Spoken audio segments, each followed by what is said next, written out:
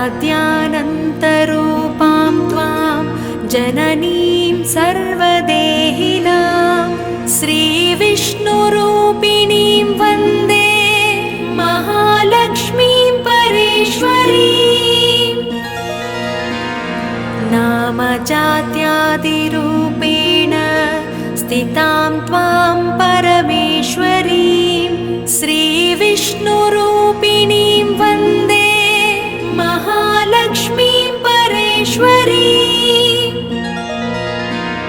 व्यक्ताव्यक्तस्वरूपेण कृत्स्नं व्याव्यन्यवस्थितं श्रीविष्णुरूपिणीं वन्दे महालक्ष्मीं परेश्वरीं।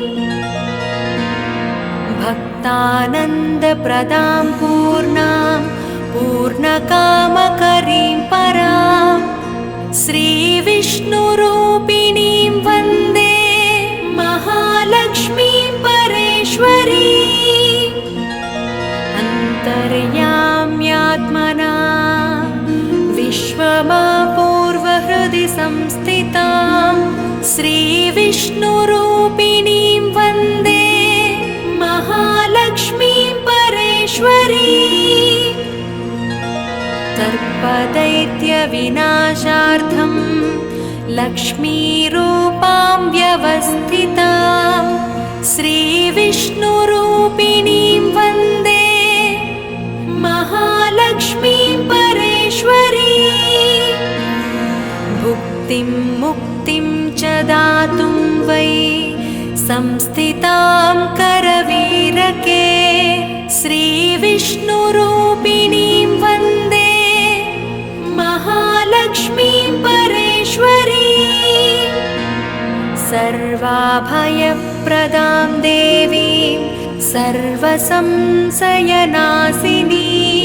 श्रीविष्णुरूपिणीं वन्दे महालक्ष्मीं परेश्वरीं।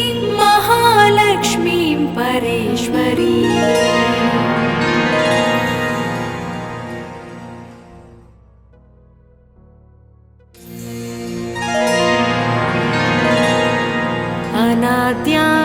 अनाद्यानन्तरूपां त्वां जननीं सर्वदेहिनां श्रीविष्णुरूपिणीं वन्दे महालक्ष्मीं परेश्वरीं। नामजात्यादिरूपेण स्थितां त्वां परमेश्वरीं श्रीविष्णुरूपिणीं वन्दे महालक्ष्मीं परेश्वरीं। व्यक्ताव्यक्तस्वरूपेण कृत्स्नं व्याव्यन्यवस्थितं श्रीविष्णुरूपिणीं वन्दे महालक्ष्मीं परेश्वरीं। भक्तानन्दप्रदां पूर्णां पूर्णकामकरीं परां श्रीविष्णुरूपिणीं वन्दे महालक्ष्मीं परेश्वरीं। अन्तर्याम्यात्मना विश्वमापूर्वहृदि संस्थितां श्रीविष्णुरूपिणीं वन्दे महालक्ष्मीं परेश्वरीं। सर्पदैत्यविनाशार्थं लक्ष्मीरूपां व्यवस्थितां श्रीविष्णुरूपिणीं वन्दे महालक्ष्मीं परेश्वरीं। भुक्तिं मुक्तिं च दातुं वै संस्थितां करवीरके श्रीविष्णुरूपिणीं वन्दे महालक्ष्मीं परेश्वरीं। सर्वाभयप्रदां देवीं सर्वसंशयनाशिनीं श्रीविष्णुरूपिणीं वन्दे महालक्ष्मीं परेश्वरीं। महालक्ष्मीं परेश्वरीं।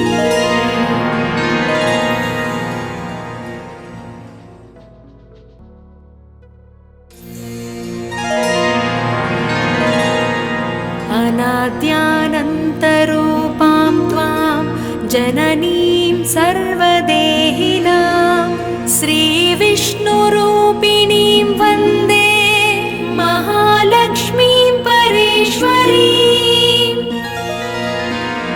नामजात्यादिरूपेण स्थितां त्वां परमेश्वरीं श्रीविष्णुरूपिणीं वन्दे महालक्ष्मीं परेश्वरीम्। व्यक्ताव्यक्तस्वरूपेण कृत्स्नं व्याव्यन्यवस्थितं श्रीविष्णुरूपिणीं वन्दे महालक्ष्मीं परेश्वरीम्। भक्तानन्दप्रदां पूर्णां पूर्णकामकरीं परां श्रीविष्णुरूपिणीं वन्दे महालक्ष्मीं परेश्वरीम्। अन्तर्याम्यात्मना विश्वमापूर्वहृदि संस्थितां श्रीविष्णुरूपिणीं वन्दे महालक्ष्मीं परेश्वरीम्। सर्पदैत्यविनाशार्थं लक्ष्मीरूपां व्यवस्थितां श्रीविष्णुरूपिणीं वन्दे महालक्ष्मीं परेश्वरीम्। भुक्तिं मुक्तिं च दातुं वै संस्थितां करवीरके श्रीविष्णुरूपिणीं वन्दे महालक्ष्मीं परेश्वरीम्। सर्वाभयप्रदां देवीं सर्वसंशयनाशिनीं श्रीविष्णुरूपिणीं वन्दे महालक्ष्मीं परेश्वरीं। महालक्ष्मीं परेश्वरीम्।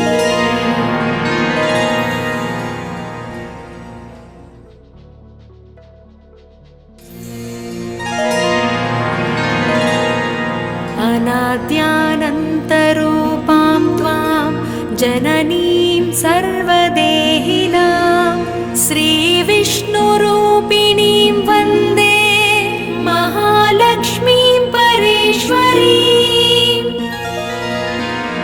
नामजात्यादिरूपेण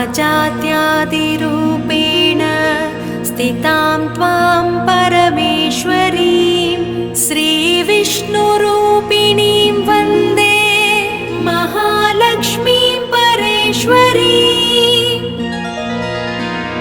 व्यक्ताव्यक्तस्वरूपेण कृत्स्नं व्याव्यन्यवस्थितं श्रीविष्णुरूपिणीं वन्दे महालक्ष्मीं परेश्वरीम्।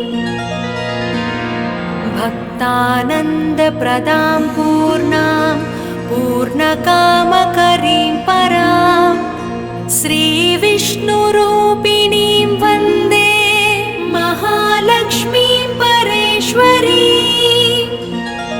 अन्तर्याम्यात्मना विश्वमापूर्वहृदि संस्थितां श्रीविष्णुरूपिणीं वन्दे महालक्ष्मीं परेश्वरीम्। सर्पदैत्यविनाशार्थं लक्ष्मीरूपां व्यवस्थितां श्रीविष्णुरूपिणीं वन्दे महालक्ष्मीं परेश्वरीम्। भुक्तिं मुक्तिं च दातुं वै संस्थितां करवीरके श्रीविष्णुरूपिणीं वन्दे महालक्ष्मीं परेश्वरीम्। सर्वाभयप्रदां देवीं सर्वसंशयनाशिनीं श्रीविष्णुरूपिणीं वन्दे महालक्ष्मीं परेश्वरीम्। महालक्ष्मीं परेश्वरीम्।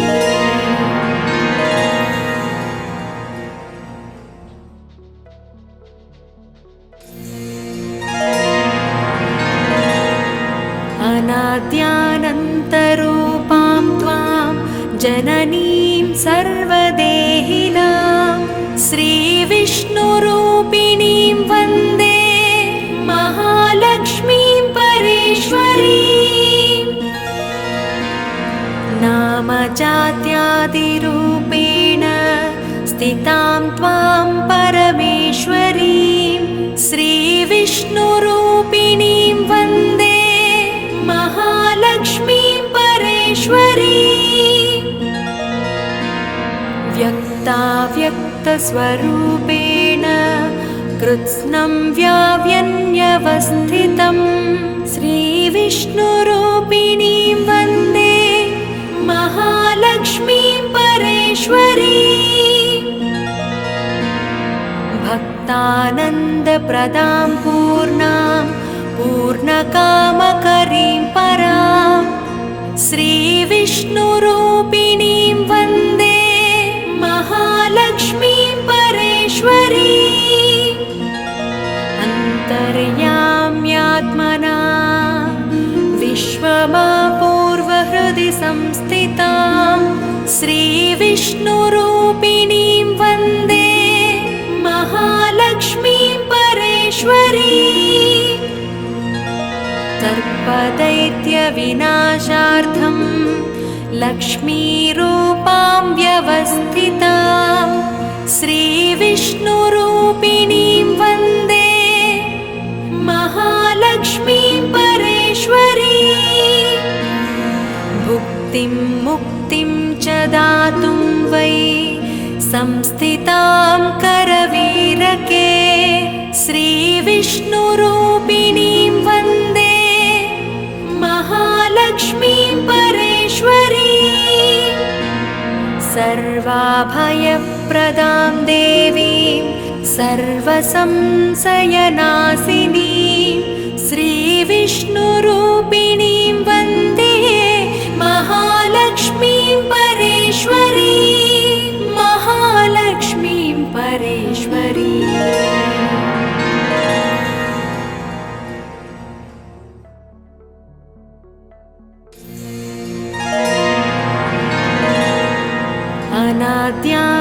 अनाद्यानन्तरूपां त्वां जननीं सर्वदेहिनां श्रीविष्णुरूपिणीं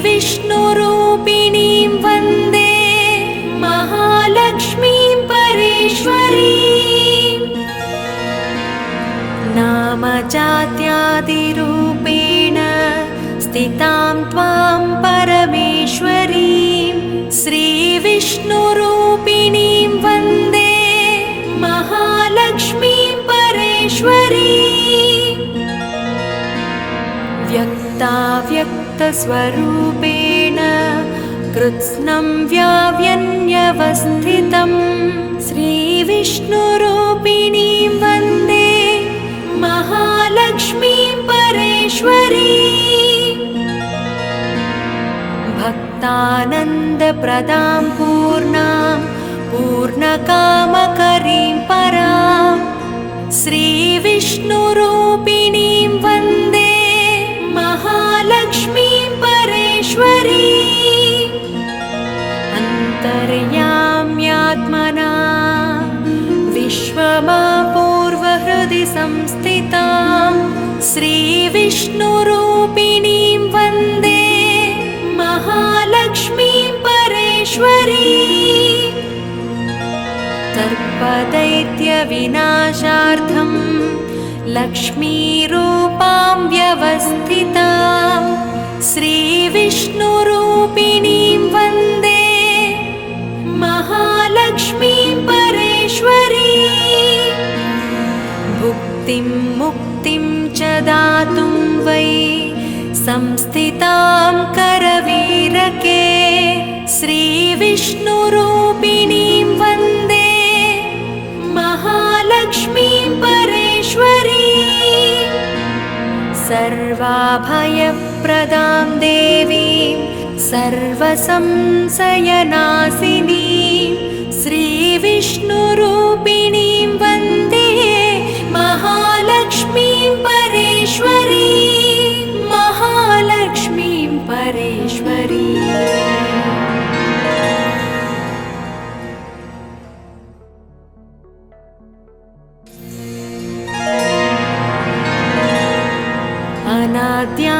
अनाद्यानन्तरूपां त्वां जननीं सर्वदेहिनां श्रीविष्णुरूपिणीं वन्दे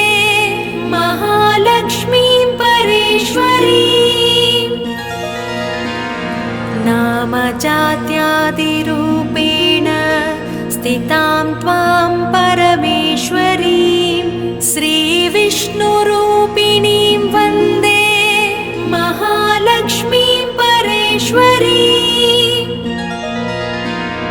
व्यक्ताव्यक्तस्वरूपेण कृत्स्नं व्याव्यन्यवस्थितं श्रीविष्णुरूपिणीं वन्दे महालक्ष्मीं परेश्वरीं भक्तानन्दप्रदां पूर्णां पूर्णकामकरीं परां श्रीविष्णुरूपिणीं वन्दे महालक्ष्मीं परेश्वरीं अन्तर्याम्यात्मना विश्वमापूर्वहृदि संस्थितां श्रीविष्णुरूपिणीं वन्दे महालक्ष्मीं परेश्वरीं सर्पदैत्यविनाशार्थं लक्ष्मीरूपां व्यवस्थितां श्रीविष्णुरूपिणीं वन्दे महालक्ष्मीं परेश्वरीं भुक्तिं मुक्तिं च दातुं वै संस्थितां करवीरके श्रीविष्णुरूपिणीं वन्दे महालक्ष्मीं परेश्वरीं सर्वाभयप्रदां देवीं सर्वसंशयनाशिनीं श्रीविष्णुरूपिणीं वन्दे महालक्ष्मीं परेश्वरीं महालक्ष्मीं परेश्वरीं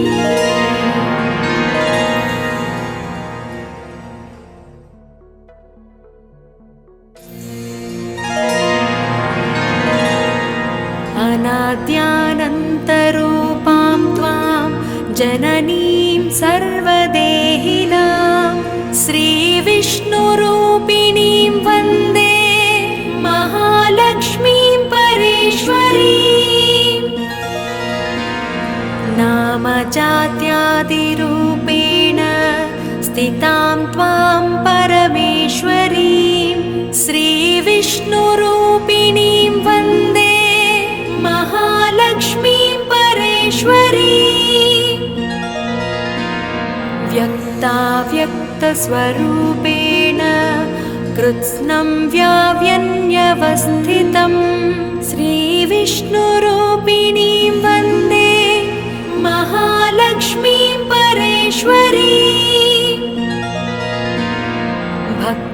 भक्तानन्दप्रदां पूर्णां पूर्णकामकरीं परां श्रीविष्णुरूपिणीं वन्दे महालक्ष्मीं परेश्वरीं अन्तर्याम्यात्मना विश्वमापूर्वहृदि संस्थितां श्रीविष्णुरूपिणीं वन्दे महालक्ष्मीं परेश्वरीं सर्पदैत्यविनाशार्थं लक्ष्मीरूपां व्यवस्थितां श्रीविष्णुरूपिणीं वन्दे महालक्ष्मीं परेश्वरीं भुक्तिं मुक्तिं च दातुं वै संस्थितां करवीरके श्रीविष्णुरूपिणीं वन्दे महालक्ष्मीं परेश्वरीं सर्वाभयप्रदां देवीं सर्वसंशयनाशिनीं श्रीविष्णुरूपिणीं वन्दे महालक्ष्मीं परेश्वरीं महालक्ष्मीं परेश्वरीं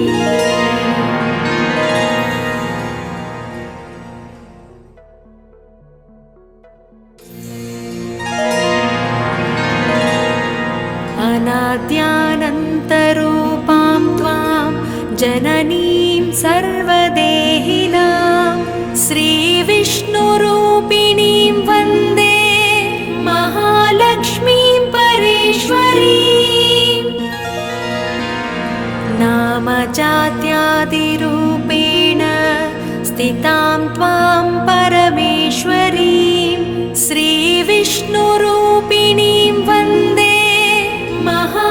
महालक्ष्मीं परेश्वरी व्यक्ताव्यक्तस्वरूपेण कृत्स्नं व्याव्यन्यवस्थितं श्रीविष्णुरूपिणीं वन्दे महालक्ष्मीं परेश्वरी भक्तानन्दप्रदां पूर्णां पूर्णकामकरीं परां श्रीविष्णुरूपिणीं वन्दे महालक्ष्मीं परेश्वरी अन्तर्याम्यात्मना विश्वमापूर्वहृदि संस्थितां श्रीविष्णुरूपिणीं वन्दे महालक्ष्मीं परेश्वरी सर्पदैत्यविनाशार्थं लक्ष्मीरूपां व्यवस्थितां श्रीविष्णुरूपिणीं वन्दे महालक्ष्मीं परेश्वरी भुक्तिं मुक्तिं च दातुं वै संस्थितां करवीरके श्रीविष्णुरूपिणीं वन्दे महालक्ष्मीं परेश्वरी सर्वाभयप्रदां देवीं सर्वसंशयनाशिनीं श्रीविष्णुरूपिणीं वन्दे महालक्ष्मीं परेश्वरी महालक्ष्मीं परेश्वरी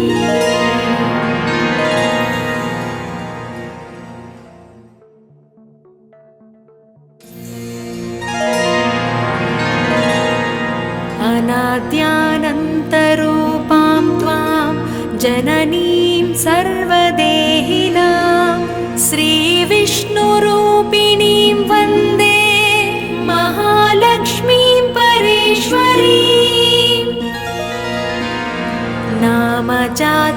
नामजात्यादिरूपेण स्थितां त्वां परमेश्वरीं श्रीविष्णुरूपिणीं वन्दे महालक्ष्मीं परेश्वरी व्यक्ताव्यक्तस्वरूपेण कृत्स्नं व्याव्यन्यवस्थितं श्रीविष्णुरूपिणीं वन्दे महालक्ष्मीं परेश्वरी भक्तानन्दप्रदां पूर्णां पूर्णकामकरीं परां श्रीविष्णुरूपिणीं वन्दे महालक्ष्मीं परेश्वरी अन्तर्याम्यात्मना विश्वमापूर्वहृदि संस्थितां श्रीविष्णुरूपिणीं वन्दे महालक्ष्मीं परेश्वरी सर्पदैत्यविनाशार्थं लक्ष्मीरूपां व्यवस्थितां श्रीविष्णुरूपिणीं वन्दे महालक्ष्मीं परेश्वरी भुक्तिं मुक्तिं च दातुं वै संस्थितां करवीरके श्रीविष्णुरूपिणीं वन्दे महालक्ष्मीं परेश्वरी सर्वाभयप्रदां देवीं सर्वसंशयनाशिनीं श्रीविष्णुरूपिणीं वन्दे महालक्ष्मीं परेश्वरी महालक्ष्मीं परेश्वरी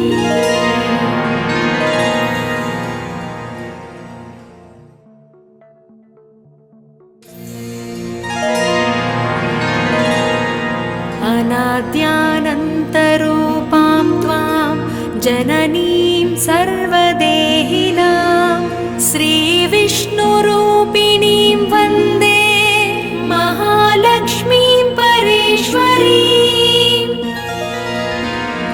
नामजात्यादिरूपेण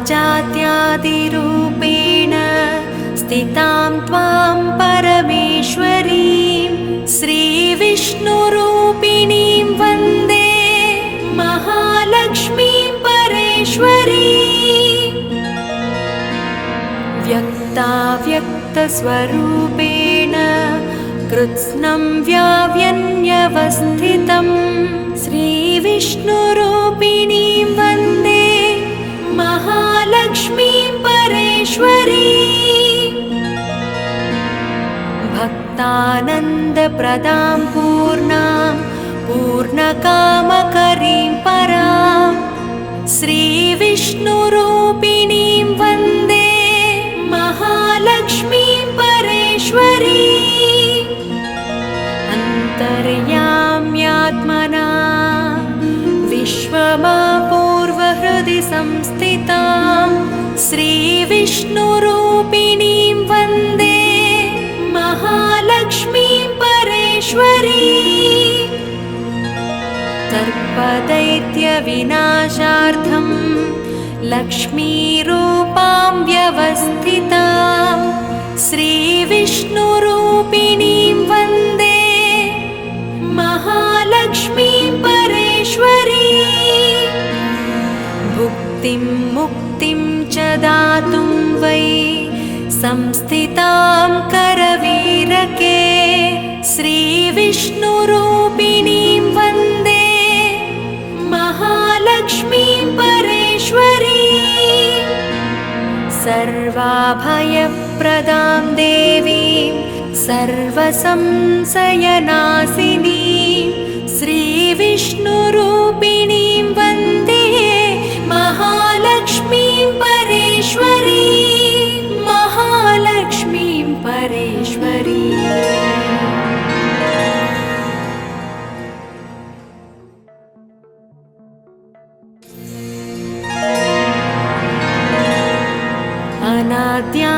अनाद्यानन्तरूपां त्वां जननीं सर्वदेहिनां श्रीविष्णुरूपिणीं वन्दे महालक्ष्मीं परेश्वरीं नामजात्यादिरूपेण स्थितां त्वां परमेश्वरीं श्रीविष्णुरूपिणीं वन्दे महालक्ष्मीं परेश्वरीं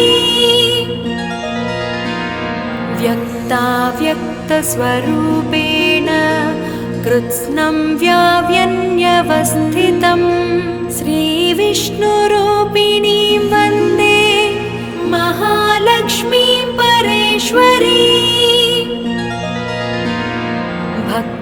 भक्तानन्दप्रदां पूर्णां पूर्णकामकरीं परां श्रीविष्णुरूपिणीं वन्दे महालक्ष्मीं परेश्वरीं अन्तर्याम्यात्मना विश्वमापूर्वहृदि संस्थितां श्रीविष्णुरूपिणीं वन्दे महालक्ष्मीं परेश्वरीं सर्पदैत्यविनाशार्थं लक्ष्मीरूपां व्यवस्थितां श्रीविष्णुरूपिणीं वन्दे महालक्ष्मीं परेश्वरीं